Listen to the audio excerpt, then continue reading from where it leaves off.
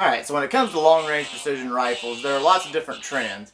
And one of the big trends here recently, over the past probably 10 or 15 years, has been to follow the advancements in cartridge technology, which who can blame anybody for that? I mean, there's all kinds of new advancements that allow us to take smaller cartridges and increase the ability of these cartridges. And so, because of bullet technology being greatly increased, and because of that, who wouldn't want to chase the new trends of the next new cartridge that outperforms the last new cartridge? But with all these new trends and with all these chasing of these trends, I think we overlook a lot of the old cartridges that have been around for a long time and really are not as outperformed as sometimes we might think. So one of these cartridges is the 308 Winchester, and that outperformed really doesn't pertain to the 308 Winchester, considering it is a very poorly performing cartridge when it comes to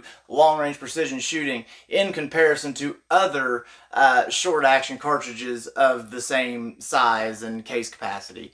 But the 308 Winchester is a timeless cartridge. The 308 Winchester has been around forever. And so what I want to talk about in this video is what happened to the 308 Winchester. So the 308 Winchester, like I said, was actually the 308 Winchester was developed in 1952 by the U.S. military, actually to replace the 30-06 cartridge. They wanted a smaller cartridge, shorter action that could that could perform as well as a 30-06 cartridge, but at the same time be smaller, save space, save money and case capacity, all those things. And what they came up with was the 308 Winchester, which for the most part does exactly that. It actually performs right along with the 30-06 and does it with all those parameters that they were after. So it was an absolute success in the creation of the 308. And that was just in 1952. I know that sounds like a long time ago, but in the grand scheme of things,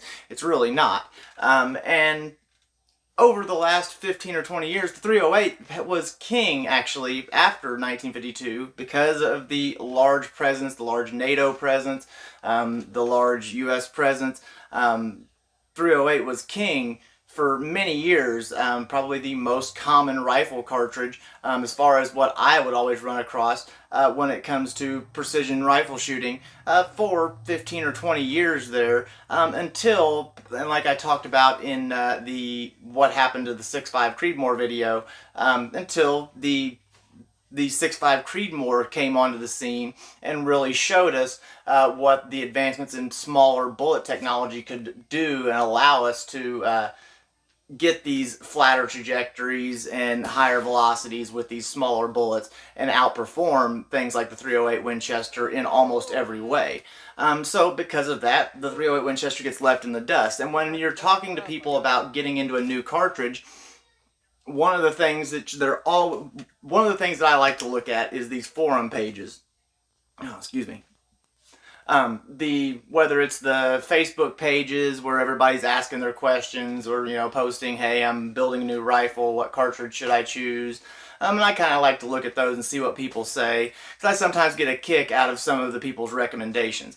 And as the cartridges have progressed, as cartridge technology has progressed, as cartridges have got better and better, flatter trajectories, smaller cartridges, all these things, you notice the trend to, nope, the cartridge you need to get now is the 6 GT. It was the 6 Dasher, now you need to get the 6 GT. If you want a new cartridge, that's the cartridge. It's your first cartridge, that's what you need to get. And my personal opinion, that couldn't be further from the truth. Now, I've told this story a few times. When I first got into long-range shooting, I actually started with a 308 Winchester. Now, when I started with the 308 Winchester, 6.5 Creedmoor was around, but it was nowhere near as prevalent as it is now, and it hadn't become such a mainstream thing. And so because of that, I picked the 308 Winchester. It was something that I was just getting into hand loading at the time. I didn't really fully trust my capabilities at the hand loading yet, and so I was still shooting factory ammo. I was shooting a lot, and 308 Winchester was the cartridge I picked, and I was really happy that I did. I've said this in many videos. Over the years, I realized that by starting with that 308 Winchester and I actually did a video on this not too long ago, in this old Remington 783. This thing is bare bones at the moment. I've had it stripped down, and that's actually where the idea of this video came from, is me taking this apart for what we'll talk about here in a minute. The 308, like I've said before, because I learned with 308, I think it actually gave me an advantage when I started stepping into these flatter shooting, smaller cartridges that outperformed the 308 by a large margin. Because I started with the 308, I had a better understanding of how wind could affect a bullet, of arching trajectory and danger space and different things like that, and what it actually took to hit the targets that I was trying to hit. And I really do believe that because I started with that 308 Winchester, I learned a lot about controlling recoil, as it has a little extra recoil, and at the same time I learned a lot about the trajectory and all the things that were going on, and all the different things that it took to do the things that I wanted to do when it came to long-range precision shooting, because everything with 308 is exaggerated significantly in comparison to a 6.5 Creedmoor or a 6 Creedmoor. You're looking at a trajectory at my elevation above sea level. We're here at about 500 feet above sea level. With my trajectory, with the 308, with this 22-inch barrel, with some of my best hand loads, I would get somewhere around 38 and a half minute of angle trajectory to 1,000 yards, which was pretty flat for a 308 Winchester, the 22-inch barreled 308 Winchester.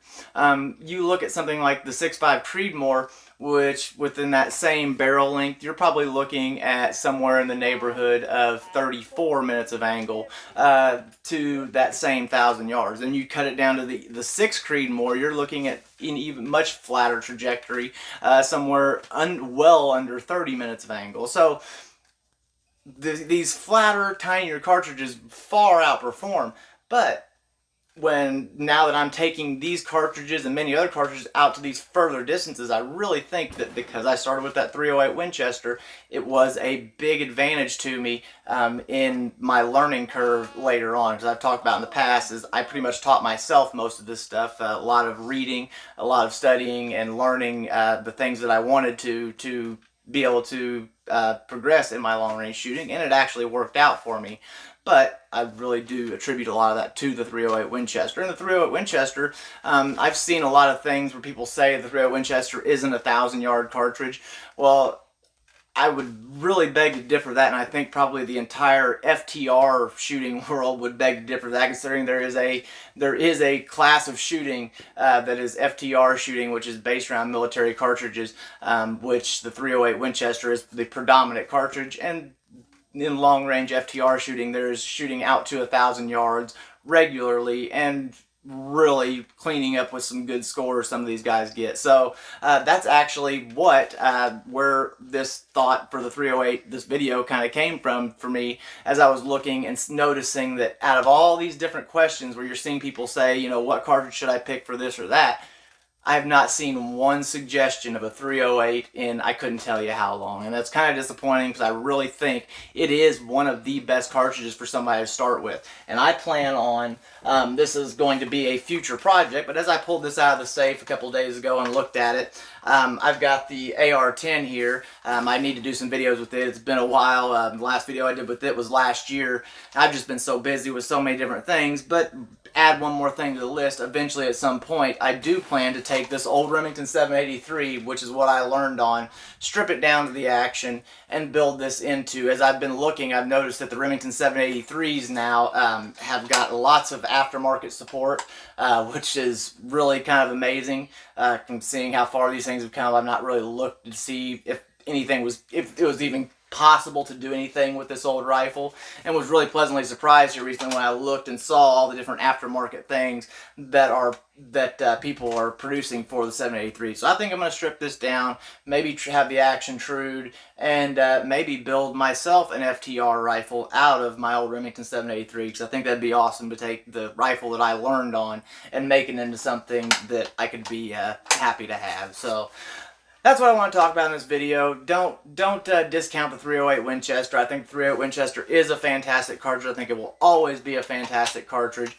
And I think it's often overlooked and can be a big advantage if you want to take the time to learn shooting the .308 Winchester. So I hope this was helpful. I'll see you guys next time. I'm out.